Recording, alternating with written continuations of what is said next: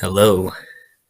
Today's topic is going to be Crooklyn, a Spike Lee joint made in 1994, based on a family in Brooklyn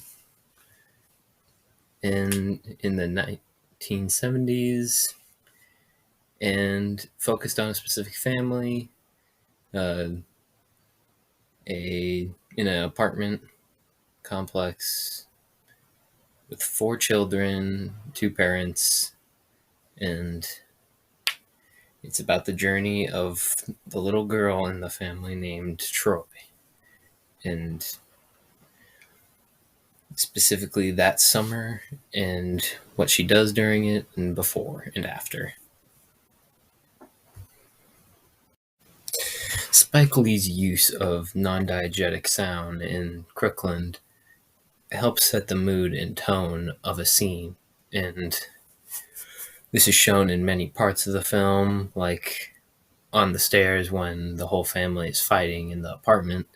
It's some joyful music that definitely sets an opposite tone than what is being shown, but it kind of shows that the family, even though they're dysfunctional, they still care for each other, even in the fights. And that this brings some comedy to the very intense movie.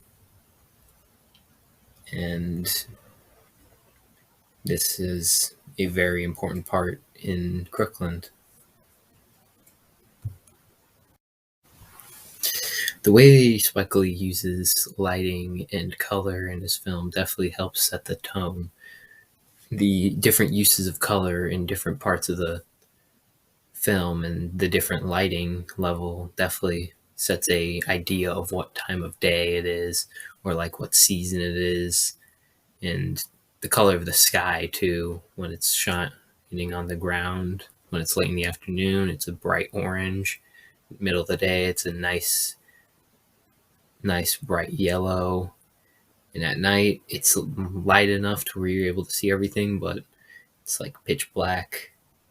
And this helps set the tone by giving an attitude for the time, and then further helps show how dysfunctional the family is when they fight with their neighbor, the dog guy, by the way, and shows how crazy and rambunctious the family is, and shows that the mother has the kids' backs, even though it seems like she fights with them a bunch and that they fight with her.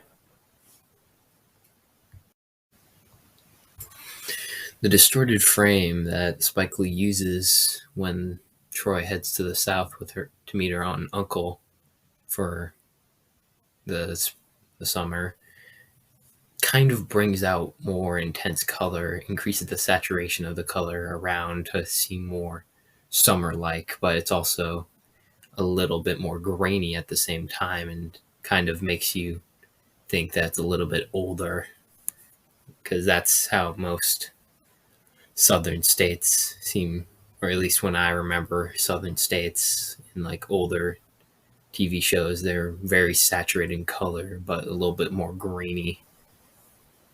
And this makes you feel like, makes the viewer feel like they're actually in a more tropical zone while watching the movie and viewing the scenes.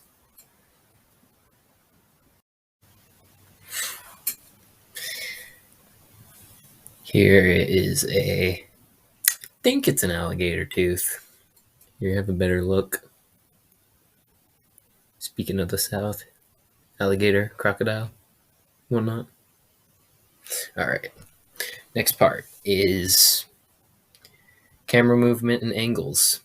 With the camera movement in Spike Lee's, it's nice pan shots.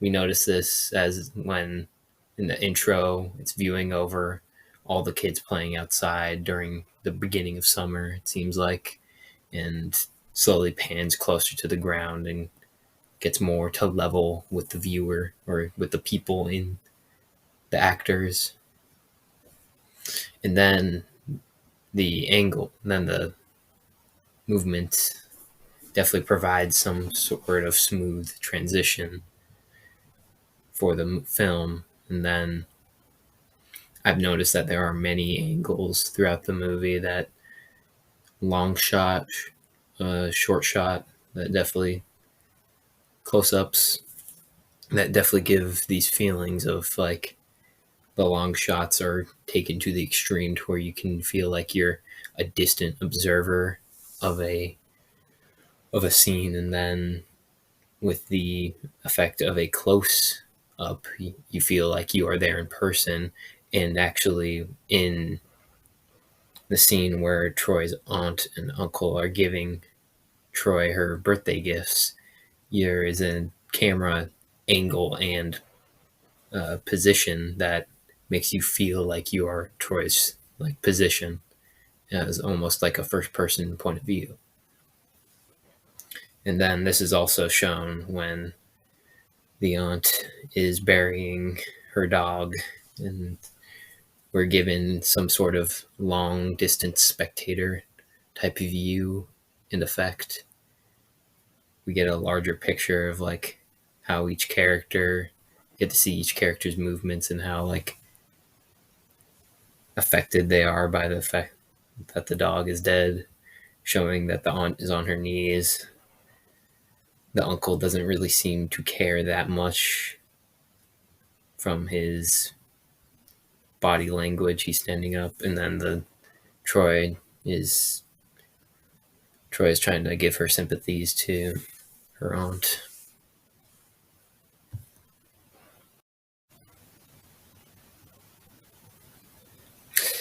Themes I notice in this film are family, struggle, and definitely power to women. As in, Troy seems to be, even though she's not the oldest of the siblings, she definitely acts like the toughest. So does the mother. She definitely forces everyone around, but in a commanding tone, as a mother should. And these themes are prevalent throughout most of the film.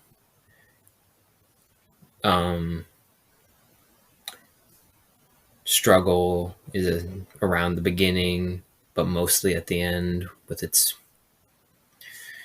Then also grief would be a theme because of the end. Grief was definitely apparent when Troy found out that her mother was deeply sick. And yeah. Spike Lee develops the setting and community in this theme with the obvious use of lights, sound, all sorts of the previous things we covered. But the community, it's around pans to other characters, jump cuts, showing of lights, the sound that we hear, and the community is shown throughout the film that it is a mostly a community of colored people, and definitely shows that they've all got their back when it comes to a problem that they all seem to have. But then the families are obviously separated and work together when needed. Yeah. But then, now let's just talk about the film. The ending, really sad. I felt like it was more impactful due to the nature of the family, how they all seemed to fight all the time, but still had each other's back in that moment and still cared for each other. It's made the ending of the movie much more sad, but then also gave strength to Troy to work harder. And that was a pretty nice scene at the end when it showed that father was becoming successful. Troy was learning some manners. So was the older brother, who was showing the younger siblings in the right path. It was a very heartwarming movie, and I enjoyed watching it.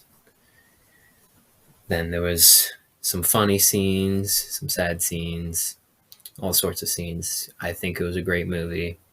I didn't expect to enjoy a movie with those types of themes and like that type of plot as much as I did. And I'm glad that we watched it in class. Thank you.